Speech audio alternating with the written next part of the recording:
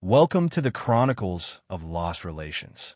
I had always understood that relationships experience their fair share of highs and lows, but nothing could have equipped me for the instant Linda nonchalantly dismantled everything. It was a Tuesday night, and I had just wrapped up dinner when she chose to unveil the shocking news. She casually mentioned that she had been seeing someone else, as though it were just a simple update about a new pair of shoes she had purchased.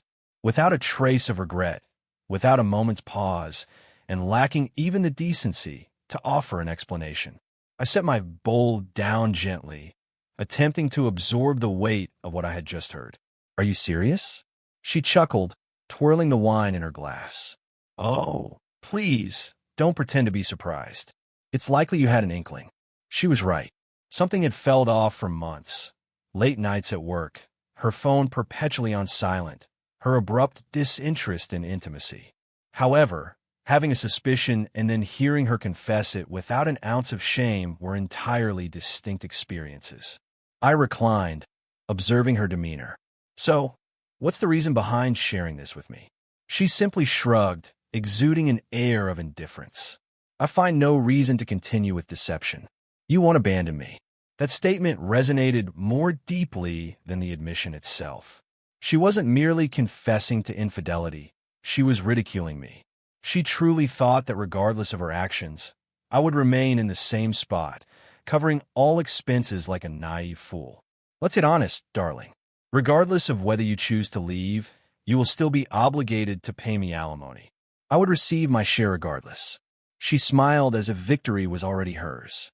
"Ultimately, I have the freedom to choose my own path." That was the moment I resolved she would come to regret every single word. I ought to have erupted in that moment. I ought to have insisted on clarity, hurled accusations, shouted in frustration.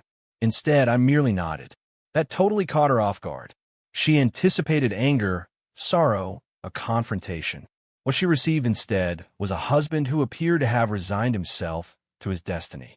And that was precisely the conviction I required her to hold. "I understand. I won't contest your decision."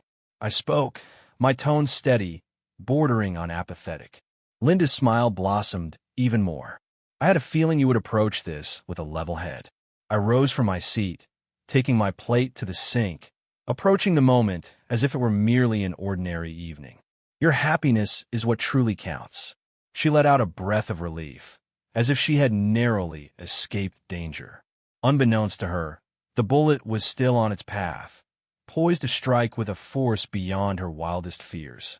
From that moment forward, I embraced my role with precision. I chose not to engage in a dispute. I held back my tears. I never questioned her late nights.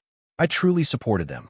I proposed that she spend the night at his place as she prepared to head out. "Allow yourself the time and freedom to explore your thoughts and find clarity." She cast me a questioning look, as if uncertain about the sincerity of my words. Then she smirked, impressed by how well you were handling it. I merely nodded, maintaining a calm demeanor. She believed I was merely being overly sympathetic.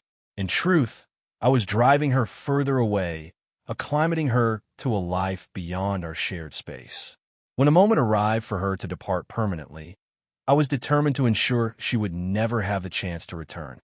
The upcoming weeks focused entirely on convincing her that she held the reins. I motivated her to embrace greater financial responsibilities, urging her to progress in her career. "I simply want you to experience a sense of independence," I said to her one evening, while we were seated at opposite ends of the couch. "That truly holds significant value." She confessed, taking a sip of her wine.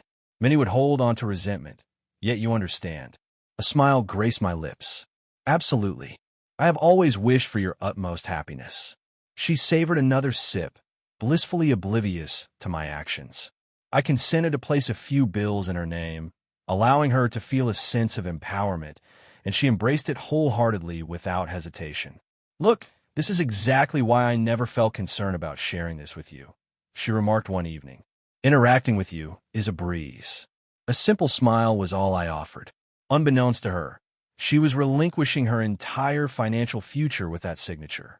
While she believed she was ensuring a soft landing, she was, in fact, fastening herself to a heavy burden. In the coming 2 months, I carefully guided her toward achieving financial independence. She received a promotion. She assumed control of our bills to embrace a sense of responsibility. She began to officially devote more of her time to her lover's place rather than her own home. And then, on a fateful day, I executed my ultimate strategy. Text, "I believe you truly deserve your own space," I remarked nonchalantly, observing her response closely. Linda blinked, taken by surprise. "Could you clarify what you mean? It seems like you're investing quite a bit of time at his place already. Perhaps it's the moment to wholeheartedly accept it." I pressed on, maintaining a casual tone, as though I were merely pointing out the evident. I witnessed the instant she began to contemplate it, the subtle angle of her head, the gentle parting of her lips, just slightly. I understood precisely how to drive her to the brink. "You have every right to embrace happiness without any guilt," I added with a gentle touch. "Honestly, it feels a bit strange having you around, especially when it's clear you'd prefer to be elsewhere." She genuinely smiled, as if I had just granted her the freedom to be with him. "You're correct," she replied, a hint of relief in her voice. In an instant, she disengaged from the moment. She was completely unaware that she had just given me the ideal reason to eliminate her for good. For weeks, I observed Linda meticulously carve out her own demise. She chose to leave, often finding herself at her lover's home each night. She signed the financial documents, neglecting to glance at the fine print. She boasted to her friends about her plans to take it all for herself. She remained convinced that she had me cornered. Yet today, she was on the verge of returning home, only to discover that she had been ensnared in a dreamlike illusion. Linda had dedicated the last week to a getaway with her partner, a journey financed solely by her credit card. Naturally, I ensured she felt safe before executing my final plans. I reached out to my attorney to complete the divorce paperwork. I shifted the remaining fragments of obligation into her name. I crafted her exit package, and when she finally arrived, she strode in as if she still held dominion over the space. Yet again, her key failed to function. She furrowed her brow, perplexed, making another attempt. When that attempt fell short, she pounded on the door. "Hey, what's happening? Allow me entry." I savored the moment. As I finally opened the door, I stood there with a composed demeanor, arms crossed, and a neutral expression gracing my face. Behind me lay her meticulously arranged bags, with a solitary envelope perched on top. Linda rolled her eyes at the sight of her bags. "What is this all about?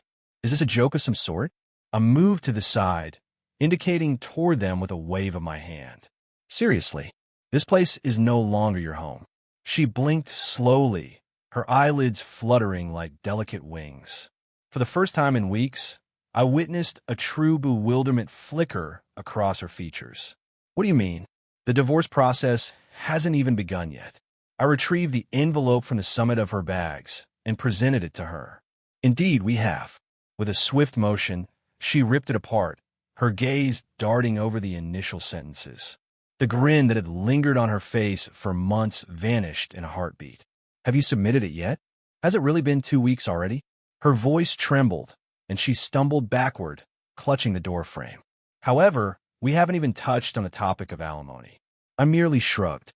"Oh, that won't be necessary, since you aren't receiving any." Her eyes widened, filled with disbelief. "Excuse me? What is that? That can't be done." "Indeed, it is." I observed her in a flurry, desperately rifling through the documents, searching for any hint of financial advantage. I could tell precisely when she arrived at the part about our financial situation, as that was the moment her complexion drained of color. "Really? Your income is less than mine?" "Indeed. It has been for some time now." She shook her head, grappling with her thoughts. No. Your earnings reach 6 figures. That's simply not possible." I retrieved another document and raised it for all to see. "That's no longer the case. My new job offers a considerably lower salary." She stood still, her fingers clutching the papers with such intensity that they wrinkled in her grasp. You intended this all along." A sly smile crept across my face. "I recently made some astute career decisions."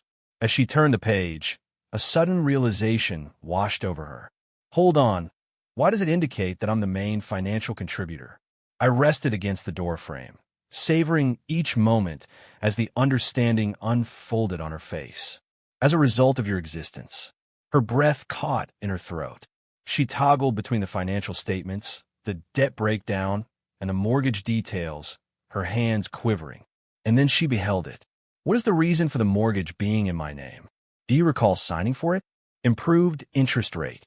She stumbled back, her whole being trembling as she pieced everything together. She hadn't merely lost her golden parachute. She had tied herself to a financial burden that would weigh her down. She wasn't leaving with any financial support.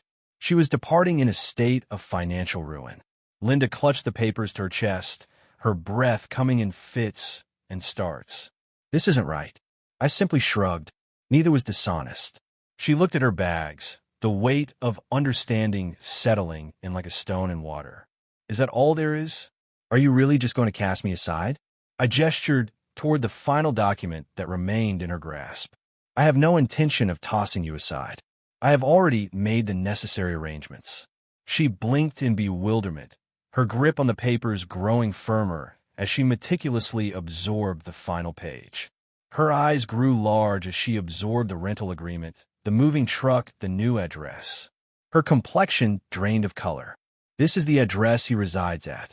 A smile crept across my face. You mentioned that you wish to be with him. Your options have run out. Her jaw tightened, her whole form tense.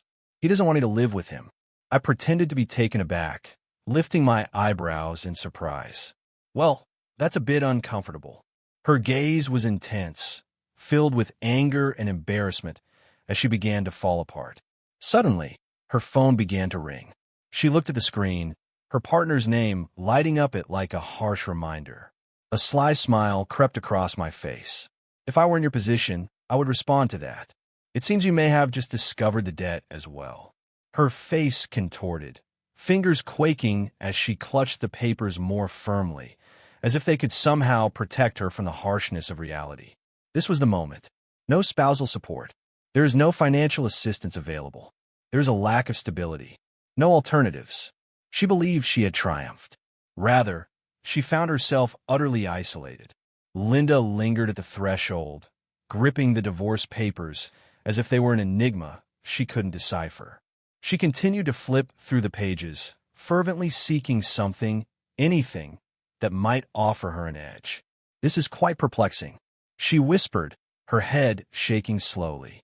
You can't possibly think you can just leave without compensating me in some way. She remained too full of herself to grasp what had transpired. For the first time, I chose to lay it all out for her. I rested against the doorframe, arms crossed in contemplation. Okay, let's break this down one step at a time. Perhaps at that point, it will all make sense to you. Do you recall when I mentioned that I was experiencing burnout and was seeking a job with less stress? She nodded with uncertainty, her eyes lingering on the papers, as if hoping they would transform before her. That wasn't exhaustion. That was a calculated approach. Her expression dimmed a bit, the initial signs of her unwavering skepticism beginning to show. The instant you revealed your infidelity and anticipated alimony, I realized I needed to ensure you wouldn't be eligible for it. I opted for a position that offers benefits, even though it comes with a lower salary. I pressed on, my tone steady, nearly nonchalant. In that manner, when I initiated the divorce proceedings, my reported income would appear considerably less than yours. Linda's grip on the documents grew firmer. However, that is of no consequence. You once earned a six-figure income. I merely shrugged. Accustomed to. However, alimony isn't determined by my previous earnings. It's determined by my earnings at the time I submit the divorce papers. I could perceive the dread escalating in her gaze. Understanding begins to dawn. She turned back to the financial disclosures, as though she had overlooked a crucial detail. She had not. As we approached that courtroom, I continued, allowing my words to envelop her like a heavy blanket. You will be the one earning more, not me. You'll never believe this. I took a moment to observe her steadying herself. Judges do not require higher earners to pay alimony. They ensure that payment is made. She parted her lips, prepared a contest, yet silence enveloped her, for she understood I was correct. Subsequently, I pressed on. I needed to ensure the court recognized your financial independence. I allowed you to handle the bills. You were adamant about taking control of the finances. I simply offered my support. Her brows furrowed, lips slightly parted. The rent has been paid. You managed the utilities. You took care of the grocery shopping while I focused on recovering from stress. A sly smile played at the corners of my mouth. You truly believed you were in charge of the household. And, can you believe it? She took a deep breath. You were indeed. Silence lingered in the air as she contemplated the implications of that revelation. And in court, I remarked, observing her face transform from skepticism to fear, that signifies your financial autonomy. This indicates that there will be no alimony involved. Linda hesitated, retreating slightly, but I still had more to say. And then comes the enjoyable aspect. I allowed my voice to lower a bit. The obligation. Her eyes flew open. You mentioned that those refinancing deals were wise choices. A smile graced my lips. They existed. For my own purposes. She held the papers tightly, as if her grip could alter the words inscribed upon them. You restructured the mortgage, co-signed on loans, and reached the limit on credit cards. I replied, shaking my head, all because you believed I would be compensating you post-divorce. I inclined my body just a bit. However, I will not be compensating you at all. Her face, pale as a specter. You bear full legal responsibility for everything involved.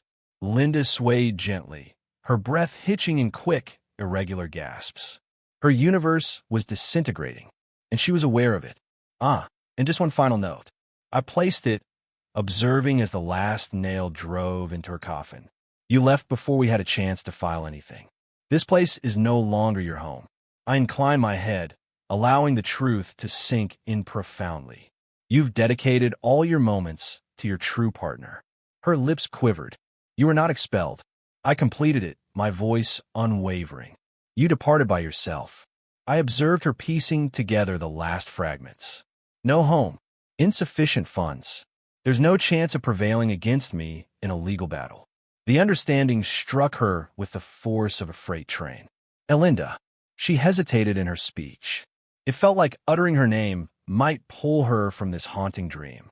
This is not occurring. Oh, it's happening, I declared, my voice firm and resolute. She stumbled backward, clutching the papers as if they contained some secret means of escape. Yet there was nothing.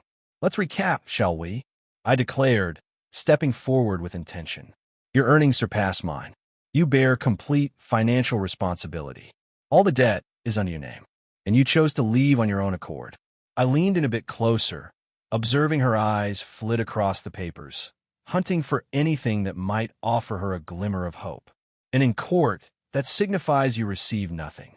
Her breath caught, fingers trembling as she held the divorce papers tightly against her heart. This isn't fair, she whispered, her voice a mere breath against the silence. I emitted a brief laugh. Indeed, you have a point there. I inclined my head just a bit, though not for the reason you might assume. Her eyes danced with a hint of something, perhaps desperation. I was indifferent. I took a step back, motioning toward the pavement. Your transportation will arrive shortly. Wishing you all the best as you embark on this new chapter. She pivoted abruptly, her eyes fixating on the truck that had just arrived. The vehicle I had organized. The one who was on the verge of transporting all her possessions directly to her beloved's home. Her complexion faded to a pallid hue. You did not. I gave a sly smile. Indeed, I did. Her breath was a series of shallow gasps, her entire body rigid with terror. So, you desired to be with him, didn't you? I inquired, shrugging my shoulders. It seems the options have run out for you. She whirled around to face me, fury dancing beneath the fear in her gaze. Do you really believe this is the end? I arched an eyebrow. I'm aware that it's finished.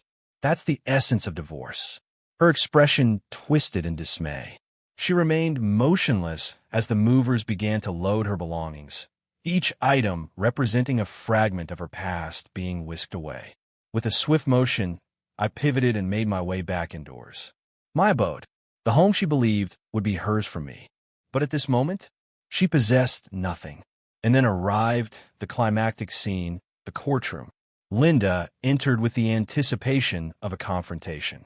Perhaps she believed she could plead for financial support, lament about preserving her way of life, and manipulate the judge into siding with her.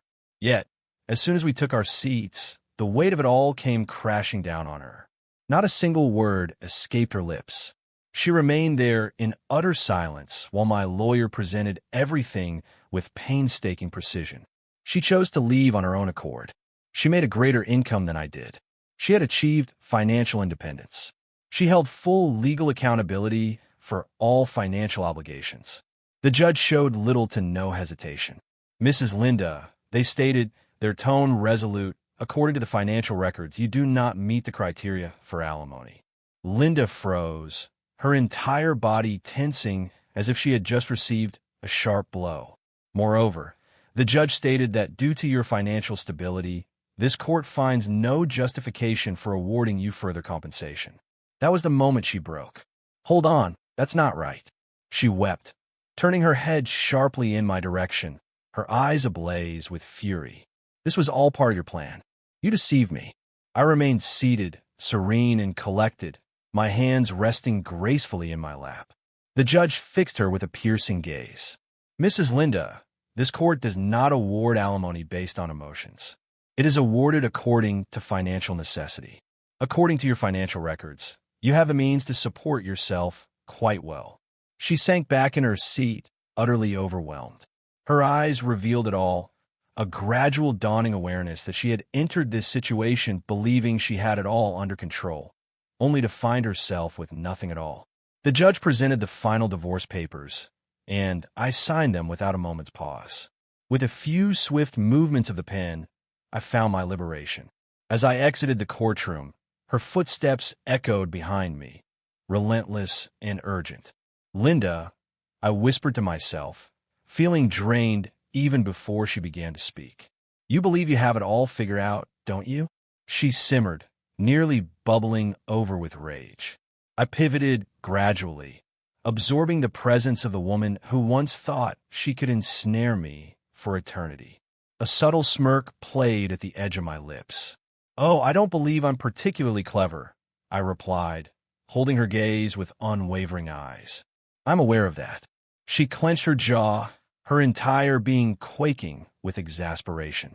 You destroyed me, she exclaimed bitterly. I released a brief laugh, shaking my head in disbelief.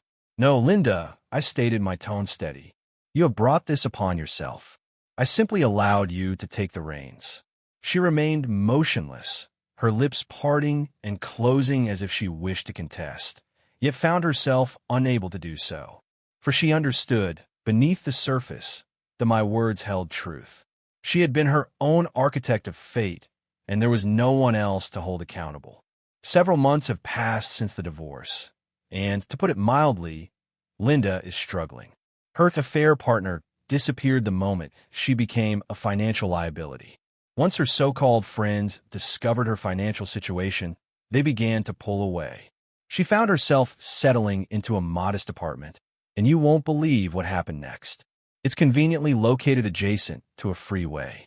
In the meantime, my existence continued to improve. I was reinstated to my lucrative role, the very one I had voluntarily left behind to reclaim my independence. My obligations? Settled. What about my savings? Restored. What about Linda? She had become merely a faint recollection. I had no interaction with her whatsoever, and I planned to maintain that distance. A week ago, I received a message from an unfamiliar number. I simply wish to have a conversation. Your absence is deeply felt. Perhaps we could arrange a meeting? I gazed at my phone for a moment, a sly grin forming on my lips. It was Linda.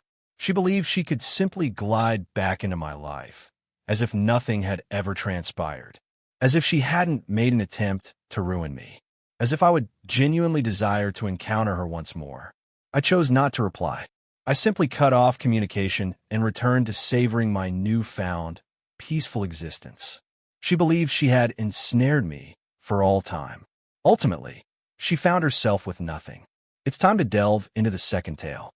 For 4 years, I was convinced that Barbara was my ideal partner. Our relationship appeared to be nothing short of perfect. She possessed a warmth that drew others in, a tenderness that enveloped those around her, and an unwavering spirit that stood strong on its own. In contrast to previous relationships, she never sought lavish presents or depended on me financially. She consistently insisted on sharing the bill, which gave me confidence that her interest in me wasn't driven by my financial status. As I knelt to propose, she fell into my embrace, tears cascading down her cheeks, softly murmuring, "You're all I ever wanted." In that instant, I experienced a level of certainty I had never known before. However, just a few months prior to the wedding, everything took a different turn. That evening, I returned home sooner than anticipated, eager to delight Barbara with a special dinner. As I strolled down the corridor leading to the living room, I caught the sound of laughter, soft and nearly derisive. Suddenly, I heard my name being called. Oh, he will surely be signing it. He's not perceptive enough to realize. I stood still, unable to move. It was the voice of her friend. Perplexed, I cautiously advanced another quiet step, straining to catch any sound. "Hold on. Isn't he the one who was interested in a prenup?" her companion inquired. Barbara let out a soft laugh. "Absolutely. I ensured that my attorney arranged everything to my advantage. He believes it serves as a shield for him. However, if we part ways, I will still leave with half of everything and spousal support." A chasm opened within me. My breath hitched in my throat. "So you're essentially in it for the duration?" her friend remarked, a hint of amusement in their voice. Barbara let out a weary sigh, as though the whole situation was a tiresome chore. I like to refer to it as safeguarding my future. Enduring his presence for a few years is a worthwhile endeavor. A chill coursed through my veins. The woman I was set to marry, the one I entrusted with my whole future, had been scheming to exploit me from the very beginning. Each moment we shared, every kiss, every whispered promise, it had all been a deception. I ought to have turned and left at that moment. However, I chose a different path. If Barbara aimed to ensnare me, I would ensure she fell into her own snare. A week later, Barbara mentioned the prenup, her smile as charming as ever. "Darling, I understand that your desire to shield yourself comes from a place of care, and I completely appreciate that. This prenuptial agreement is equitable for both parties involved." Her words flowed with such genuine conviction, as though she wholeheartedly embraced every syllable. I behaved precisely as she anticipated, relaxed and open-hearted. "Absolutely, darling. I have complete faith in you," I said with a calm assurance. She radiated confidence, certain that she had me completely under her spell. Unbeknownst to her, I had already secured the services of a highly skilled attorney, one far more astute than her own. I had subtly adjusted the prenup to ensure my full protection. However, I didn't merely exchange the documents. Absolutely not. That would have posed too much of a risk.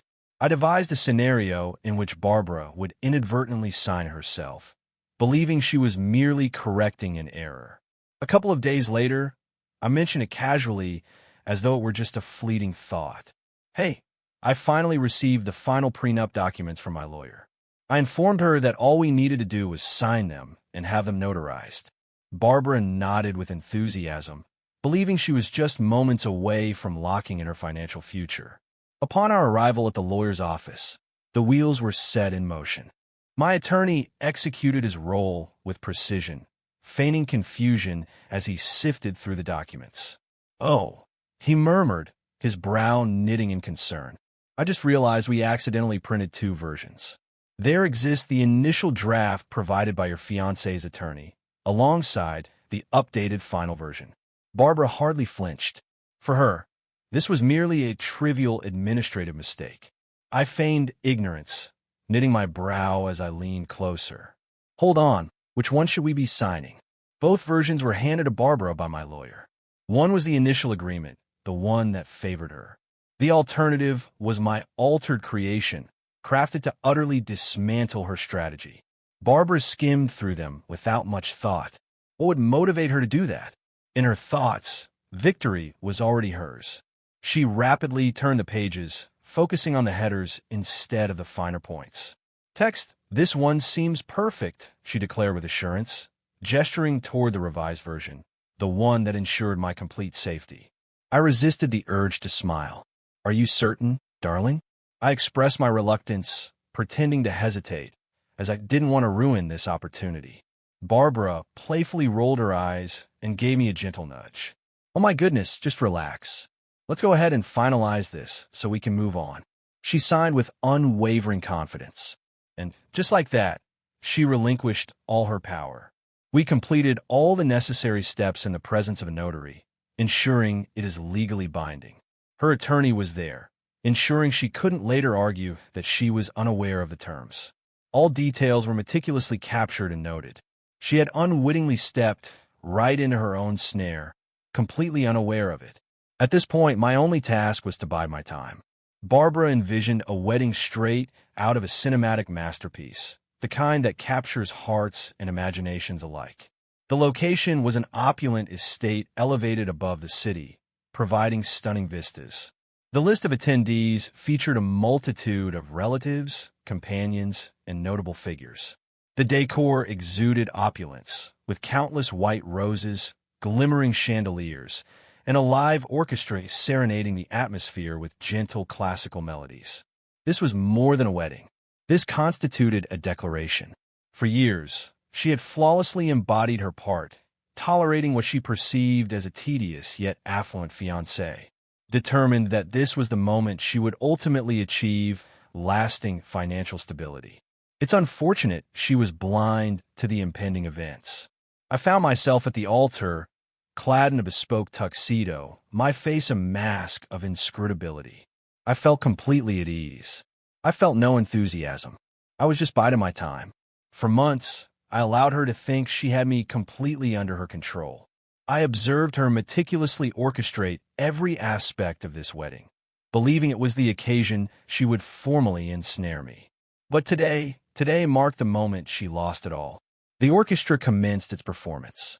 The grand doors at the far end of the aisle creaked open.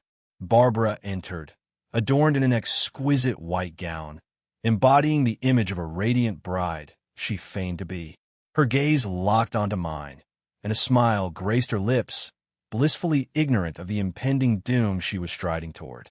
The guests exhaled softly, observing what they thought was the ideal couple on the brink of joining together. If they only understood. The officiant commenced the ceremony, articulating themes of love, dedication, and integrity. I nearly chuckled. Next arrived the moment designated for the exchange of vows.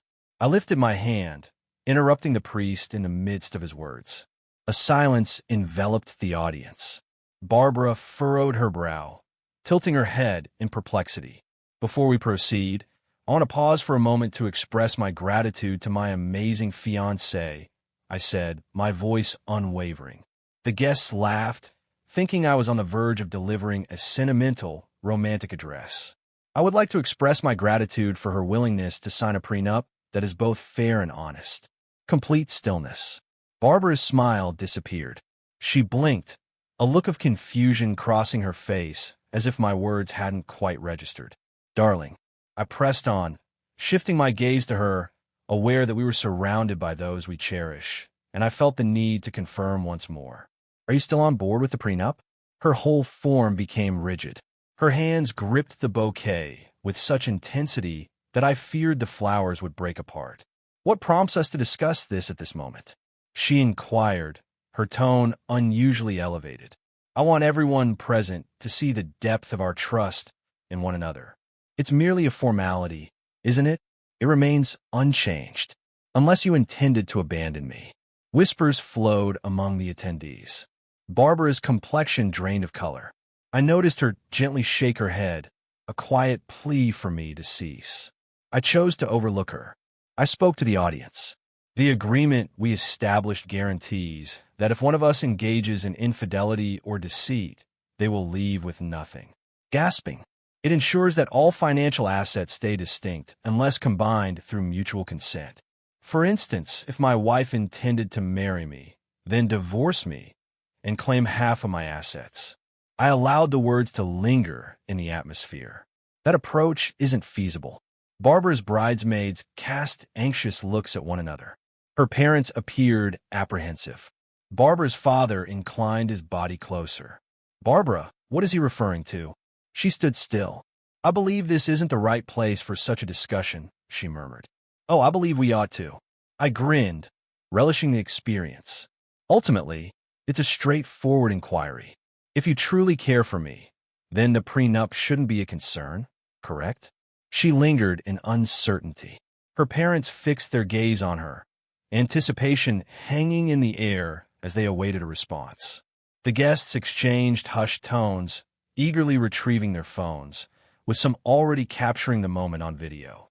From my vantage point in the front row, I observed my attorney, phone poised, meticulously capturing every moment for the record. Barbara attempted a smile, yet it failed to illuminate her eyes. "Naturally, I still consented," she remarked, her tone fragile, wavering. I inclined my head, observing her intently. "So what's with that look? You seem like you might faint any second now." A hesitant chuckle slipped from her mouth. "Shall we proceed? Why don't we just tie the knot?" I gently shook my head. "I believe it's best if we refrain from that." A wave of astonished breaths swept across the audience. I faced the guests, my voice unwavering and distinct. "Dear friends, I was prepared to dedicate my entire existence to this woman, believing she held love for me. However, several months back, I caught a snippet of a conversation that opened my eyes to the fact that her intentions for marrying me were not rooted in love." The atmosphere grew thick with silence. Barbara advanced, her eyes wide with fear. "That is not accurate. This is clearly fabricated." I retrieved my phone, pressed a few buttons, and allowed the recording to unfold. Her laughter resonated throughout the grand hall. "He's not perceptive enough to realize. The prenuptial agreement leans in my favor. He believes it's safeguarding him, but if we part ways, I will receive half." Utter stillness. Her parents appeared utterly shocked. The bridesmaids inhaled sharply. The priest fumbled with his collar, a hint of discomfort evident in his movements. Barbara appeared on the verge of fainting. Her father's voice sliced through the atmosphere of unease. "Barbara, did you deceive us?" She spun around to face him. "It was merely a jest."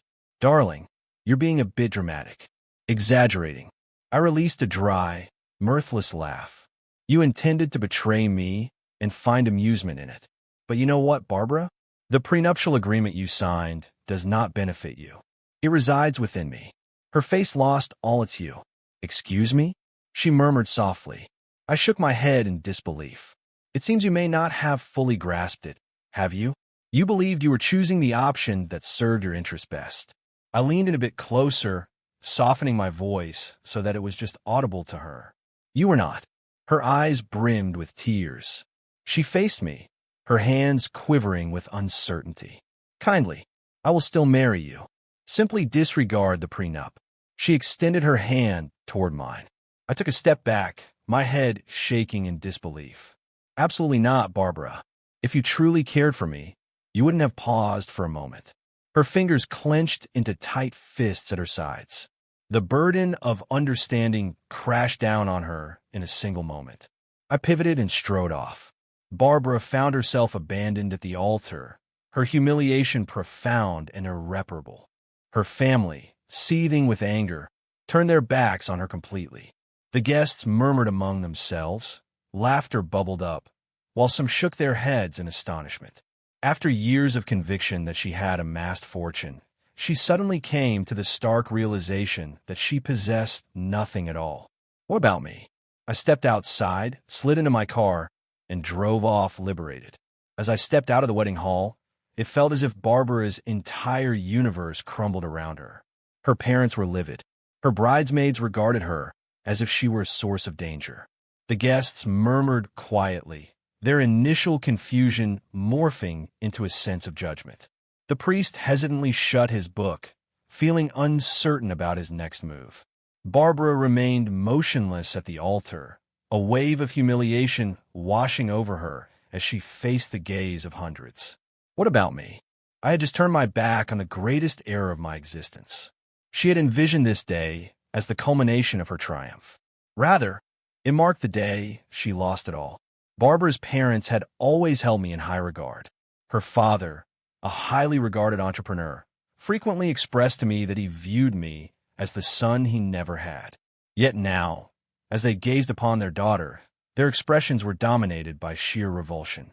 Her father's voice cut through the air, icy and precise. "You deceived us, Barbara." She faced him, her complexion drained of color, her eyes flitting about as if seeking a way out. I did not tell a falsehood. I simply—" Her mother interrupted her, voice heavy with disillusionment. "Are you intending to deceive him?" "Negative. It was merely a miscommunication." She faltered. Her mother let out a derisive laugh. He shook his head in disapproval. "We instilled better values in you than this." I feel a deep sense of shame. Barbara's lip quivered. The woman who had devoted years to shaping the ideal image of a daughter now found herself reduced to a mere source of shame. What about her family? They sought to distance themselves from her entirely. Her bridesmaids had turned against her as well. The very women who had been by her side just moments earlier now slowly distanced themselves, murmuring quietly to one another. The facade of sisterhood crumbled in a heartbeat. In the days that ensued, news traveled swiftly. Acquaintances contacted me, varying from disbelief to disdain. It seems that even her nearest companions, those with whom she had shared laughter over deceiving me, have entirely withdrawn from her. Some felt a sense of shame in being linked to her. Some had truly thought she cared for me and now felt a sense of betrayal themselves. Some were appalled by her readiness to engage in such manipulation. A message from one of her bridesmaids even found its way to me. I was completely unaware that she had this in mind. If I had, I would have let you know. She concealed it from the majority of us as well. It appears that Barbara was so confident in her strategy that she neglected to share the complete narrative with everyone. She believed she could triumph on her own. Ultimately, she found herself in solitude. A week following the wedding, Barbara made an attempt to connect. She reached out, but I chose not to respond. She sent a message. I chose not to respond. Then she arrived at my doorstep. I instructed security to deny her entry. She was determined, yet my decision was final. Then, I received a call from her attorney. "Mr. Carter," the man began, his voice fluid and polished. "My client wishes to reach a consensus." I nearly chuckled. "A pact? What is the purpose? We were never united in marriage." Indeed, he paused for a moment. "She feels she deserves compensation for the emotional turmoil she has experienced." This time, I truly erupted in laughter. "Allow me to clarify this. She attempted to deceive me, was exposed, and now she seeks a reward?" She believed that the prenup favored her interests. I let out a derisive laugh. "That seems to be an issue for her to handle." I ended the call, and in an instant, Barbara's final chance of leaving with any money vanished. 1 month later, another call came in. This time, it was Barbara herself who took center stage. Her voice carried neither anger nor manipulation. It was a dire situation. "I kindly ask you to engage in conversation with me." I remained quiet, allowing her to continue speaking. "Everything is gone. My family refuses to communicate with me. My companions have departed. I no longer have a job." I reclined in my chair. "It seems challenging, yet you have to acknowledge your role in this situation." A moment of silence lingered, followed by a fractured murmur. "I always hoped for a different conclusion. Could we have a conversation, please?" My feelings for you remain strong. For a fleeting moment, a twinge of sympathy washed over me for her. Nearly, yet a thought surfaced in my mind. I recalled the sound of her laughter as she teased me for being oblivious. I recalled how she perceived me as little more than a mere source of funds. She never cared for me. She cherished what I had to offer. I released my breath gently. "Farewell, Barbara." And I ended the call. That marked the final moment I ever received any word from her. She settled into a small apartment, a stark contrast to the opulence she once knew. The era of luxury living has come to an end. Gone are the days of designer clothes, lavish vacations, and gourmet dinners. She found herself in a constant battle, barely managing to make ends meet. She occasionally receives recognition, but not in the manner she had once envisioned. When her name is mentioned, Discussions rarely focus on her achievements. Conversations revolve around her. The woman abandoned at the altar, her true intentions revealed as those of a gold digger. The woman who sacrificed it all due to her insatiable desire. She believed she had clinched the deal. Instead, she discarded her whole existence. What about me? I felt liberated. Barbara believed she was engaged in a game of chess, unaware that I had already anticipated her moves 10 steps ahead. She anticipated leaving with a significant portion of my fortune. She departed empty-handed. She believed she had attained a life of great prestige. She lost it all. She believed she could control me, but ultimately, it was she who found herself pleading. What about me? I not only sidestepped the trap, I concealed it. After years of meticulous planning to ensnare me in a sham of marriage, she ultimately found herself isolated, burdened only by her own regret. And that's the essence of genuine karma. Esteemed audience, we invite you to express your insights in the comment section below. Remember to like, share, and subscribe to stay connected.